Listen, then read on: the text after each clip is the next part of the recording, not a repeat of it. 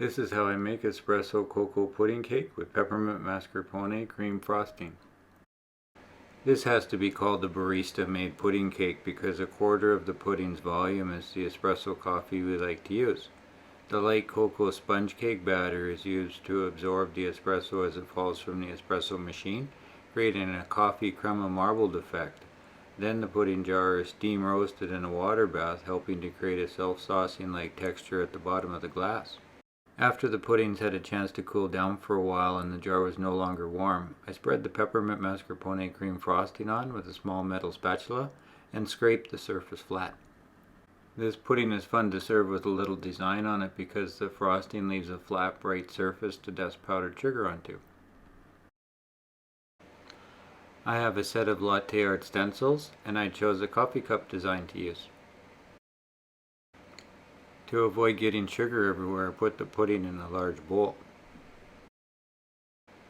I simply place it on the surface and shake on cocoa sugar.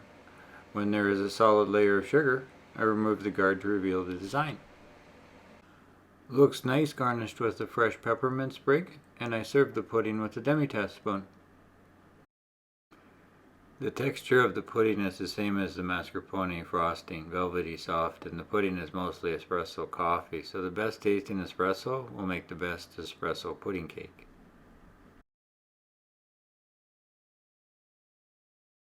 This is how to make espresso cocoa pudding cake. I scaled 15 grams of stone ground cake flour into a little jar for the last ingredient to be folded into the cake and set the jar aside. I scaled 15 grams of cocoa sugar into a little jar for the meringue and set the jar aside too. Into a small bowl I scaled 15 grams dark brown sugar, 15 grams room temperature butter, and split open an egg for the yolk. In another mixing bowl I used the white to create a soft chocolate meringue. I placed the bowl on a folded towel to help stabilize the bowl as I whisked the egg white until it was foamy. I added the cocoa sugar and whisked the egg for about 3 or 4 minutes to get a soft peak meringue. I like to whisk small amounts in a small mixing bowl, but the whisking can also be done using a stand mixer. I added 60 grams of high-fat cream to the bowl with the butter, sugar, and egg, and whisked them together until smooth. I slowly added the meringue into the liquid and folded in the cake flour. I placed 3 125 milliliter mason jars into a high-sided frying pan and divided the batter between the 3 jars. I mixed together 15 grams of room temperature butter and 15 grams of honey and divided the sweetened honey between the 3 jars by putting a little dollop on top. The butter slowly melts into the cake batter as it cooks, ensuring a smooth pudding texture. I am using freshly dark roasted Arabica beans from Sumatra, Indonesia as the espresso coffee. I poured a 30 milliliter shot of espresso over top of the puddings, rotating the glass to help spread the espresso. I poured boiling water into the frying pan about 25 millimeters or an inch deep. The espresso gets absorbed into the pudding as the pudding slowly steam roasts in a 325 degree Fahrenheit oven for 40 minutes.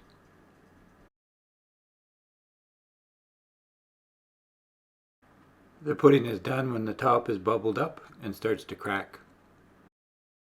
The pudding deflates slightly as it cools. Left in the jar with an airtight lid, the pudding will be good for a few days, but best to consume slightly warm with a little peppermint mascarpone cream frosting.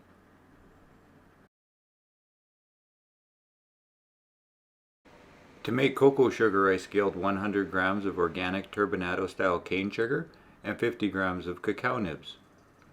I processed them together in a wet dry spice mill and sifted the powdered cocoa sugar into a small mixing bowl.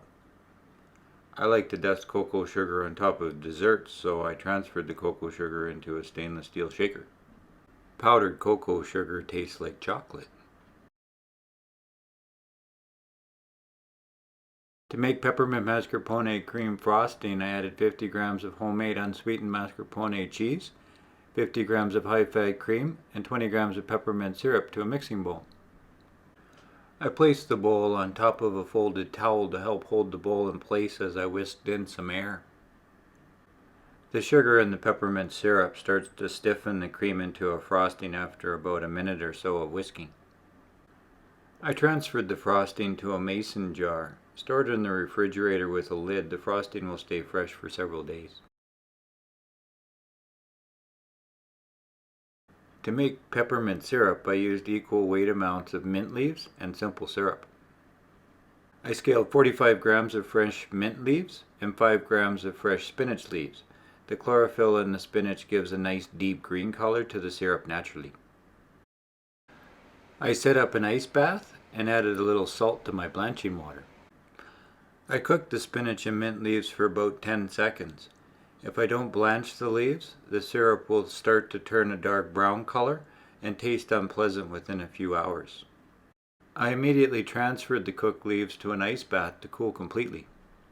I squeezed out the excess water from the mint and spinach leaves and added them to a wet dry spice grinder. Simple syrup is equal parts sugar dissolved in water, so I poured 25 grams of boiling hot water over 25 grams of organic cane sugar and poured it over the blanched leaves. I pureed the leaves and strained the syrup through a fine mesh sieve into a small jar. I rubbed the last of the syrup out with the back of a spatula and discarded the rest. Stored in the refrigerator with a tightly fitted lid, the peppermint syrup will stay fresh for several days.